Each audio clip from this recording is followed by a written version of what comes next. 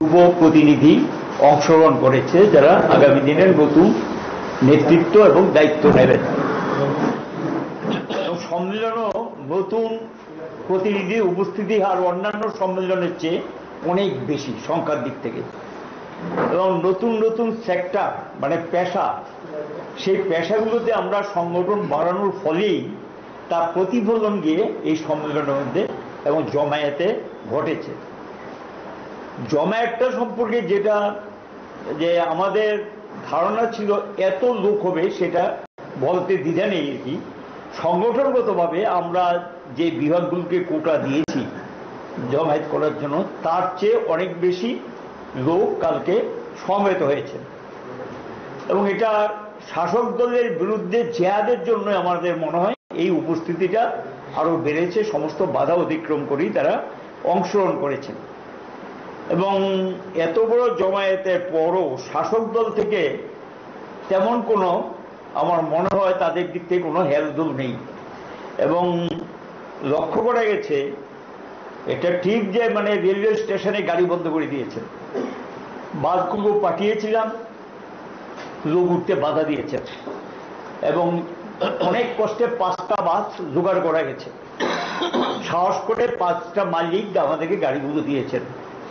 কাল রাতেই সোনামুড়া লাইনে 4টে বাস কেন আমাদেরকে দিল, রেল স্টেশন থেকে লোক নিয়ে আসার জন্য 7 দিনের জন্য তাদেরকে, অর্থাৎ 4 থেকে বহির্ভূত করে দিয়েছেন। 7 দিন তারা লাইনে গাড়ি চালাতে পারবেন না, এই নির্দেশিকা জারি করেছেন। এর পেছনে হলো বিএমএস এবং শাসক দল, এ হলো গিয়ে তাদের জিজ্ঞাসা যেটা।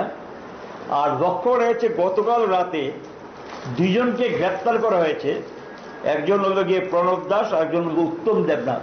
2জনকে গ্রেপ্তার করা হয়েছে, আজকে সম্ভবত তাদেরকে কোর্ট ফরওয়ার্ড করা হয়েছে। তাদের বিরুদ্ধে নানা ধরনের অভিযোগ আনা হয়েছে। এটা ঠিক যে ফ্লাইওভার দিয়ে আসুক, এটা আমরা সমর্থন করি না, কিন্তু কার্যত ঘটনাটা কি হয়েছে, সেখানে জাম তৈরি হয়েছে, এবং এটা রেল স্টেশন থেকে সাধারণত অটো দিয়ে, গাড়ি দিয়ে মানুষ আসে। সেই রেল স্টেশনে গাড়ি এবং অটো বন্ধ করে দেওয়ার ফলে, এবং সেখানে জনসভা ধরতে হবে, জনসভার টাইম চলে যাচ্ছে, ফ্লাইওভারের উপর দিয়ে কিছু লোক এসেছে, এবং এটা আমরা নিশ্চয়ই ফ্লাইওভারের উপর দিয়ে আসুক এটা আমরা বলি না কখনো, কিন্তু কি করবে, তাদের তো মিটিং আসতে হবে।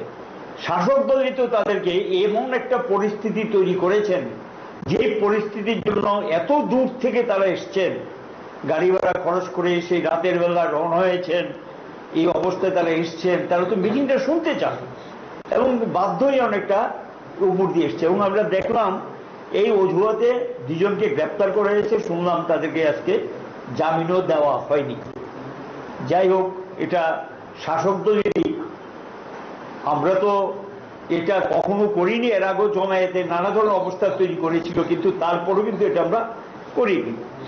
আমরা বলবো যে সামান্য কিছু ব্যাপার নিয়ে এত বড়, এবং তারাই সমস্যাটা তৈরি করলেন, নাহলে এই সমস্যা তৈরি হতো না।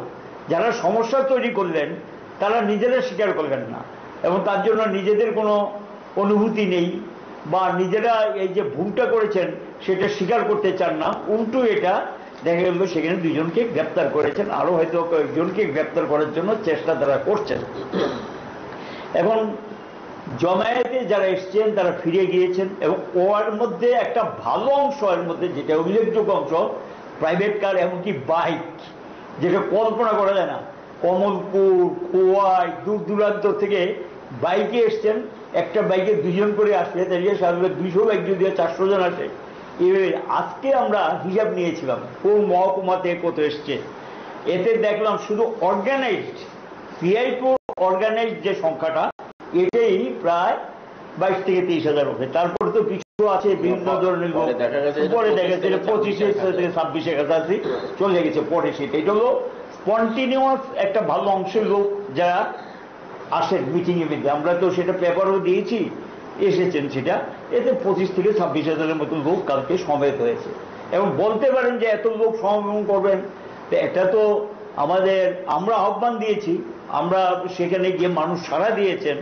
সাড়া দেওয়াটা তো মানুষের দিক থেকে অপরাধের কারণ ঘটতে পারে না, এবং এই উপস্থিতি আমরা লক্ষ্য করেছি। সম্মেলনের যেটা লক্ষণীয় দিক, যে কালকে থেকে আজকে পর্যন্ত এত সুশৃঙ্খলভাবে সম্মেলনটা শেষ হয়েছে, যে 38 জন তারা আলোচনা করেছেন, সেই আলোচনার প্রধানত গুরুত্ব পেয়েছে তাদের পেশাগত সমস্যাগুলো। প্রতিটা পেশা নানা দিক থেকে আক্রান্ত। তারা কাজ পাচ্ছেন না, তারা মজুরি পাচ্ছেন না, তারা ঘোষিত যে সুযোগ সুবিধাগুলো এগুলো পাচ্ছেন না। এই কথাগুলো তাদের আলোচনায় উঠে এসেছে, পেশাগত সমস্যাগুলো। আমরা সমগ্র আলোচনা পরিপ্রেক্ষিতে আজকে সিদ্ধান্ত নিয়েছি, এখন থেকে সম্মেলন থেকে ফিরে গিয়ে পেশাগত সমস্যা এবং তার যে এলাকার যে কিছু জ্বলন্ত সমস্যা আছে এলাকাতে, যেগুলো সরকার করতে পারে, এখনই করতে পারে, এই সমস্যাগুলোকে চিহ্নিত করে আন্দোলন শুরু করার জন্য সম্মেলন থেকে সিদ্ধান্ত নিয়ে ঘোষণা করা হয়েছে। এখন থেকে যাতে সে আন্দোলনের প্রস্তুতি শুরু করে আন্দোলনে ঝাঁপিয়ে পড়েন, তার জন্য সম্মেলন থেকে আহ্বান জানানো হয়েছে। পেশাগত মিনস এক একটা পেশার এক এক ধরনের সমস্যা, তার কাজের যে সমস্যা, পেশাগত সমস্যা মানে তার কাজের সমস্যা, এবং এই সমস্যাটা তার পেশাগত সমস্যার সঙ্গে যুক্ত হবে। স্থানীয় শহর দুটো মিলিয়ে এই আন্দোলনটা শুরু করা। জনবিরোধী নীতির বিরুদ্ধে, শ্রমিক স্বার্থ বিরোধী নীতির বিরুদ্ধে লড়াই আমাদের আরো জোরদার করা হবে, আহ্বান দেওয়া হয়েছে। দ্বিতীয় হলো আমাদের জনগণের ঐক্য রক্ষা করার জন্য দেশপ্রেম, দেশাত্মবোধ নিয়ে যারা দেশকে মানুষের মধ্যে বিভাজন করছে, দেশের জ্বলন্ত সমস্যাগুলো অস্বীকার করছে, যারা ধর্মের নামে রাজনীতিকে যুক্ত করে উন্মাদনা তৈরি করছে, এটার বিরুদ্ধে আমরা মনে করি শ্রমিক শ্রেণীকে মুখ্য দায়িত্ব নিয়ে ব্যাপকতর একটা ঐক্য গড়ে তুলতে হবে, এবং এই ঐক্যবদ্ধ শক্তি একমাত্র এই ধরনের প্রবণতাকে রুখতে পারে। এটা রুখা সম্ভব, এটা আমরা রুখবো। এই চ্যালেঞ্জ নিয়ে আমরা রাস্তায় নামবো এবং এই শক্তি নিয়ে রাস্তায় নামার জন্য আমরা আমাদের সংগঠনকে সুদৃঢ় করার, ঐক্যবদ্ধ করার জন্য উদ্যোগ রাখবো, এবং এটা সম্মেলনের মধ্যে আলোচনা এসছে। আরেকটা দিকে আমি বলবো, মহিলাদের 11 জন মহিলা যারা আলোচনা করেছে, এই ভাষায় প্রকাশ করার মতো, আশা কর্মী, অঙ্গনারী কর্মী, কি মানে অবিচার তাদের প্রতি। তাদের খাদ্যের, বাচ্চাদের খাওয়ানোর টাকা তারা পকেট থেকে খরচ করেছে, সেই টাকা মাসের পর মাস দিচ্ছেন না, বেতনটা নিয়মিত পান না, মোবাইলের যে টাকাটা দেওয়ার কথা সেই টাকা দিচ্ছেন না, আর মোবাইল ব্যবহার করো, কাজ করো, কাজের কোনো ঘন্টা নেই। আশাকর্মীদের তো ভয়াবহ অবস্থা, সে 12 ঘন্টা 14 ঘন্টা যত কাজ আছে সব আশাকর্মীদের উপর চাপিয়ে দেওয়া হয়। অল্প পয়সা পান, সেই পয়সাটাও 3 মাস 4 মাস পরে মজুরি পাচ্ছেন, মজুরি অনিয়মিত। রাজ্য সরকার যে অংশটা দেওয়ার কথা, কারণ আসার মজুরিটা হলো কেন্দ্রের একটা অংশ, আমাদের বামের আমলে আমরা চালু করেছিলাম, তার যে টাকাটা কেন্দ্র দেবে সেই টাকার 1/3 রাজ্য সরকার দেবে, এটা হলো অতিরিক্ত টাকা, এটা দেয় না। তাদের থেকে আরেকটা প্রশ্ন এসছে, যখন ভিডিএ, ভেরিয়েবল ডিয়ারনেস অ্যালাউন্স, এটা বামফ্রন্ট সরকারের সঙ্গে চালু হয়েছিল, সমস্ত সেক্টর, এমনকি আপনাদের সাংবাদিক বন্ধুরাও যারা আছেন, অল সেক্টর, যারা ডিএ পায় না, সরকারি ডিএ পায় না, অন্য যে ক্ষেত্রগুলো আছে সেখানে 6 মাস অন্তর অন্তর মূল্যসূচক অনুযায়ী ভিডিএটা চালু হবে। একটা শ্রমিকও বললেন না যে ভিডিএ পেয়েছে গত 7.5 বছরের মধ্যে। তাহলে ভিডিএ এখন দেওয়া বন্ধ হয়ে গেছে। এগুলো তো মালিকের দালালি, মালিকদের মুনাফা পাইয়ে দেওয়ার জন্য, শ্রমিকদেরকে বেশি করে কাজ করাও, পয়সা কম দাও, মজুরি কম দাও, মালিকের মুনাফা বাড়াও, এই যে নীতি, এই নীতি রাজ্যে লাগু করেছে। আমরা এই নীতির বিরুদ্ধে একটা সর্বাত্মক আন্দোলন গড়ে তোলার জন্য এই সম্মেলন থেকে আমরা আহ্বান রাখছি। এটা শ্রমিকদের, শ্রমজীবীদের একটা জ্বলন্ত সমস্যা, এবং আমরা আশা করি যে আগামী দিনে এখানে গিয়ে আমরা সাফল্য নিয়ে। আরেকটা বিষয় আমি বলছি, এই সম্মেলনে ঐক্যবদ্ধ আন্দোলনে আহ্বান রেখে বক্তব্য রেখেছেন কৃষক সভা এবং গণমুক্তি পরিষদের পক্ষ থেকে আলোচনা করেছেন ক্ষেত মজুর ইউনিয়নের যিনি সেক্রেটারি, তিনি অসুস্থ থাকাতে আসতে পারেন, তারও মেসেজ দিয়ে সম্মেলনের প্রতি ঐক্য ঘোষণা। আমরা চাইছি আমাদের রাজ্য শ্রমিক, কৃষক, ক্ষেত মজুর, গণমুক্তি পরিষদ মিলে যৌথ একটা আন্দোলনের প্ল্যাটফর্ম তৈরি করে আমরা অগ্রসর হব, এবং রাজ্যে সিআই2 ত্রিপুরা রাজ্য ষোড়শ সম্মেলন আগরতলা টাউন হলে অনুষ্ঠিত হয়েছে। গতকাল আপনারা দেখেছেন সবাই ত্রিপুরা রাজ্যের ইদানিংকালে 2025 সালের বলা যায় সর্ববৃহৎ একটি জমায়েত সংগঠিত হয়েছে। আমরা বিভিন্ন মহকুমাগুলো থেকে হিসেব নেবার চেষ্টা করেছি। তাতে বিভিন্ন মহকুমা থেকে আমাদের কাছে যা হিসেব এসছে তাতে সেটা 25,000-এর উপর হয়ে যাবে। সব মহকুমার হিসাব এখনো খুঁটিনাটি আসেনি। সাধারণভাবে যেটা এসছে, বিভিন্ন ভেতর থেকে অনেক লোক বিভিন্ন আলাদাভাবে গাড়ি করে নিজেদের প্রাইভেট কারে করে এসছেন, কেউ বাইক ব্যবহার করে এসছেন, সেইগুলোর হিসাব এখনো আমরা পাইনি। কিন্তু গতকাল রাত পর্যন্ত যা হিসেব আমরা নিতে পেরেছি তাতে প্রায় 25 থেকে 26,000 মানুষ গতকালকের সমাবেশে অংশগ্রহণ করেছেন। তার জন্যই বলছি যে 2025 সালে ত্রিপুরা রাজ্যে এটা হচ্ছে এখন পর্যন্ত সর্ববৃহৎ সমাবেশ। এই সমাবেশকে আটকাবার জন্য সব ধরনের প্রস্তুতি বিজেপি তাদের রাজ্য মিটিংয়ে গত কয়েকদিন আগেই তারা সিদ্ধান্ত নিয়েছে, রাজনৈতিক সিদ্ধান্ত তারা নিয়েছে যে এই সমাবেশ যাতে কোনোভাবেই সংগঠিত হতে না পারে তার জন্য সর্বাত্মক প্রস্তুতি গ্রহণ করতে হবে।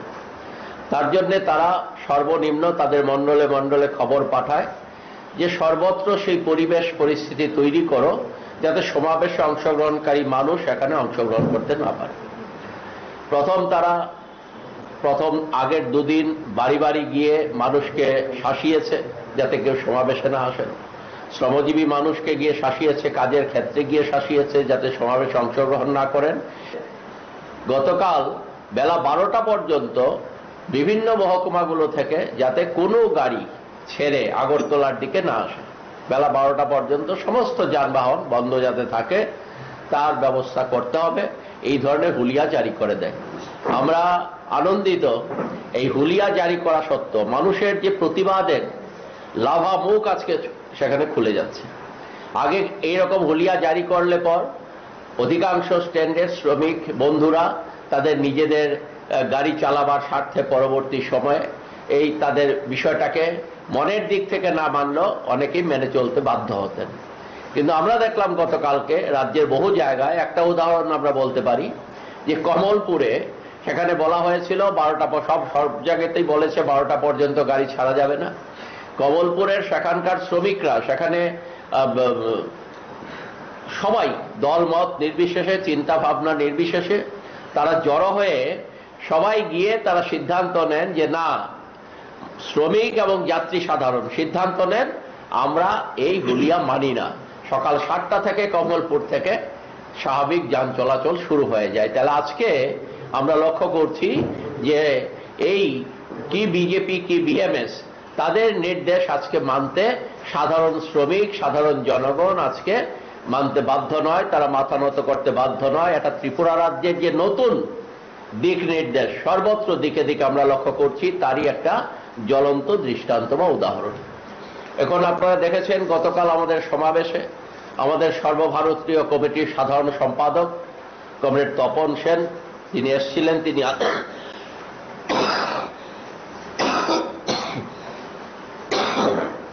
তিনি আলোচনা সংগঠিত করেন। আমাদের সর্বভারতীয় কমিটির নেতা, অল ইন্ডিয়া কমিটির অন্যতম সম্পাদক এবং পশ্চিমবঙ্গ রাজ্য কমিটির তিনি সভাপতি কমরেড রণাদি সাহু, প্রাক্তন পশ্চিমবাংলা বামফ্রন্ট সরকারের শ্রমমন্ত্রী, বিরোধী দলনেতা কমরেড জিতেন্দ্র চৌধুরী বক্তব্য রাখেন, রাজ্যের প্রাক্তন মুখ্যমন্ত্রী কমরেড মানিক সরকার বক্তব্য রাখেন। এছাড়া আমাদের সিআই2 নেতৃত্বের দিক থেকে আমাদের সহসভানেত্রী কমরেড জয়া বর্মন আলোচনা সংগঠিত করেন, আমাদের সভাপতি কমরেড মানিক দেও আলোচনা সংগঠিত করেন। তো এরপর আমরা এই সভা শেষ করার পর আমরা বিকেলবেলা আমাদের আভ্যন্তরীণ যে অধিবেশন সেই অধিবেশনের কাজ আমরা শুরু করি এবং সেখানে আমরা আমাদের কর্মসূচি ভেতরের কাজ শুরু হয়। সেখানে আমাদের যে রিপোর্ট 48 পৃষ্ঠার রিপোর্ট, সেই রিপোর্ট আমরা পেশ করি সম্মেলনের কাছে। এর উপর আজ সকাল থেকে গতকালই আমাদের সাধারণ সম্পাদক ভেতরে উদ্বোধনী ভাষণ রাখেন এবং তার পাশাপাশি আমাদের সম্মেলন প্রস্তুতি কমিটির চেয়ারম্যান ছিলেন কমরেড অঘুর দেববর্মা। আপনারা জানেন ওনাকে, কমরেড অঘুর দেববর্মা রাজ্যের প্রাক্তন কৃষিমন্ত্রী ছিলেন। তিনি আমাদের চেয়ারম্যান ছিলেন সম্মেলন প্রস্তুতি কমিটির, তিনি স্বাগত ভাষণ রাখেন এবং তারপর আমাদের সাধারণ সম্পাদক উদ্বোধনী বক্তব্য রাখেন। উদ্বোধনী বক্তব্য পর আমাদের রিপোর্ট উত্থাপিত হয়, সিআইটির পক্ষে আমরা রিপোর্ট উত্থাপন করি। রিপোর্টের সেদিন গতকাল রাতের মতো কর্মসূচি শেষ হয়। আজ সকাল থেকে প্রতিনিধিরা আলোচনা শুরু করেন এই রিপোর্টের উপর। সকাল 9টা থেকে আমাদের অধিবেশন শুরু হয় এবং সারা দিন ধরে এই সন্ধ্যা 6টা 10 মিনিট পর্যন্ত ৩৫ জন প্রতিনিধি আলোচনায় অংশগ্রহণ করেন। এই ৩৫ জন প্রতিনিধি আমাদের এই রিপোর্টকে সমর্থন জানান এবং তো এর মধ্যে 11 জন মহিলা প্রতিনিধি ছিলেন। ৩৫ জন এই যে প্রতিনিধি যারা আলোচনায় অংশগ্রহণ করেন তার মধ্যে 11 জন মহিলা প্রতিনিধি ছিলেন। তারা এই রিপোর্টকে সমৃদ্ধ করেন আর আলোচনার মধ্য দিয়ে আমাদের রিপোর্টকে সমৃদ্ধ করার কাজে তারা অংশগ্রহণ করেন। এরপর এই রিপোর্ট সর্বসম্মতিক্রমে গৃহীত হয় এবং একটি দাবি সনদও সেখানে 17 দফা দাবির ভিত্তিতে একটি দাবি সনদও সেখান থেকে গৃহীত হয়। এর পাশাপাশি আমরা আমাদের জনজীবনে শ্রমজীবী মানুষের সামনে এই সময়ে যে বড় বিপদ, একটা হচ্ছে কেন্দ্রীয় সরকারের দিক থেকে, আরেকটি হচ্ছে রাজ্য সরকারের দিক থেকে। এই দুটো বিপদ হচ্ছে, একটা হচ্ছে আমরা এই প্রস্তাবগুলো সম্মেলনের কাছে নিয়ে আসি। আমরা বলেছি যে প্রতিহত করো কেন্দ্রের জনবিরোধী কর্পোরেট মুখী নীতি। এই প্রস্তাব আমরা সম্মেলনের কাছে পেশ করি এবং সম্মেলন সর্বসম্মতিক্রমে এই প্রস্তাব গ্রহণ করে এবং আমাদের রাজ্যের এই মুহূর্তের যে বিপদ, রাজ্যে আইনের শাসন ও গণতন্ত্র পুনরুদ্ধারের সংগ্রাম তীব্র করুন, এই দাবিতে আমরা প্রস্তাব রাখি এবং সেই প্রস্তাবও গৃহীত হয়।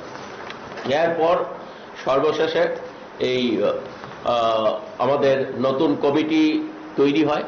এই নতুন কমিটি আমরা প্রথমেই আমাদের কার্যকরী কমিটি, সেখানে অফিস বিয়ারার আমরা নির্বাচন করি।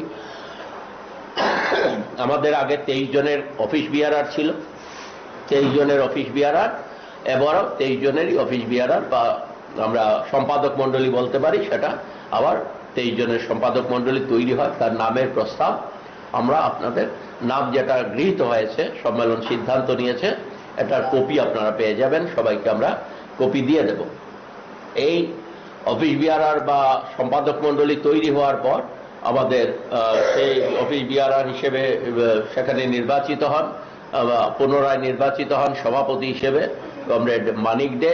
সাধারণ সম্পাদক হিসেবে সম্মেলন থেকে আবারও আমাকে নির্বাচিত করা হয় এবং কোষাধ্যক্ষ হিসেবে আমাদের নির্মল রায়কে নির্বাচিত করা হয়। এছাড়া আমাদের সহসভাপতিরা আছেন, যেমন কমরেড রমিতাভ দত্ত অন্যতম সহসভাপতি, এছাড়াও আরো সহসভাপতিরা আছেন এবং আমাদের আরো সম্পাদকরা সেখানে আছেন। আপনার তালিকার মধ্যে সবটাই পুরোটাই পেয়ে যাবেন। আমরা এরপর যেটা করি, সেখান থেকে আমাদের জেনারেল কাউন্সিল বা সাধারণ পরিষদ আমাদের বলা হয়, এই সাধারণ পরিষদের প্রস্তাব আমরা দিই। এই সাধারণ পরিষদে 137 জনের প্রস্তাব আমরা সম্মেলনের কাছে দিই এবং এই 137 জনের প্রস্তাব সর্বসম্মতিক্রমে গৃহীত হয়। 137 জনের মধ্যে মহিলা ছিলেন 23 জন। 137 জনের মধ্যে মহিলা 23 জন, তার মানে প্রায় 17%। এই কমিটির মধ্যে 17% আছেন মহিলা এবং সবচেয়ে উল্লেখযোগ্য যে বিষয়, এই 137 জনের মধ্যে 64 জন হচ্ছেন এবার প্রথম নতুন মুখ। তারা 137 জনের মধ্যে তারা এই কমিটিতে অন্তর্ভুক্ত, জেনারেল কাউন্সিল সভ্য হিসেবে তারা নির্বাচিত হন। এই আমাদের যে পদ্ধতি, জেনারেল কাউন্সিল আবার কার্যকরী কমিটি বা ওয়ার্কিং কমিটি তৈরি করে। এই কার্যকরী কমিটি, ওয়ার্কিং কমিটি তৈরি হয় 61 জনের। এই 61 জনের কমিটি জেনারেল কাউন্সিল থেকে নির্বাচিত হয়। আমাদের যে প্রতিনিধিরা এখানে এই সম্মেলনে অংশগ্রহণ করেন, এর মধ্যে যেটা উল্লেখযোগ্য দিক আমরা দেখেছি, এই প্রতিনিধিদের মধ্যে মোট প্রতিনিধি আমাদের অংশগ্রহণ করেন 406 জন। সম্মেলনে 406 জন প্রতিনিধি অংশগ্রহণ করেন। তাতে এই 406 জনের মধ্যে 80.39% হচ্ছেন পুরুষ প্রতিনিধি আর 17.61% হচ্ছেন মহিলা প্রতিনিধি। আমরা সবচাইতে সিআই2তে যে নতুন ব্লাডের নতুন মানুষ আমাদের সিআই2তে আজকে অংশগ্রহণ করছেন, এটা আমাদের কাছে সবচেয়ে উল্লেখযোগ্য বিষয়। 50 বছরের নিচে প্রতিনিধিদের মধ্যে 50 বছরের নিচে ছিলেন 48%। 50 বছরের নিচে 48% প্রতিনিধি ছিলেন 50 বছরের নিচে। তাতে নতুন তারা প্রতিনিধিরা এই সম্মেলন প্রথম রাজ্য সম্মেলনে এসছেন। ওই ব্রেকআপটা দিয়ে দাও, আপ টু 40 নিচে কত? আচ্ছা, 40 নিচে 40 বছরের নিচে আছে আমাদের 27%, 50-এর নিচে হচ্ছে 48, আর 40 নিচে আছে 27%। খুবই গুরুত্বপূর্ণ বিষয়। 40 বছরের নিচে সারা ভারতবর্ষে আমরা 40 বছরের নিচে শ্রমজীবীদের সংগঠিত করছি বেশি বেশি করে, যারা আগামী দিনে নেতৃত্ব দেবে সংগঠনকে। এই সংখ্যাটা হচ্ছে 27%। এই সম্মেলনে তারা এসছেন। আর এবার প্রথম রাজ্য সম্মেলনে এসছেন 137 জন। তাহলে CI2, এটা উল্লেখযোগ্য যে CI2-তে এত আক্রমণ, এত বাধা, এত বিপত্তি, তারপরও এই সম্মেলনের মধ্যে 137 জন প্রতিনিধি, যার পার্সেন্টেজটা হচ্ছে 34%, মোর দেন ওয়ান থার্ড এই সম্মেলনে প্রথমবারের মতো সেখানে অংশগ্রহণ করেছেন। তাহলে মোটামুটিভাবে এই হচ্ছে আমাদের প্রাথমিক যে সম্মেলন সংক্রান্ত বিষয়ে আমাদের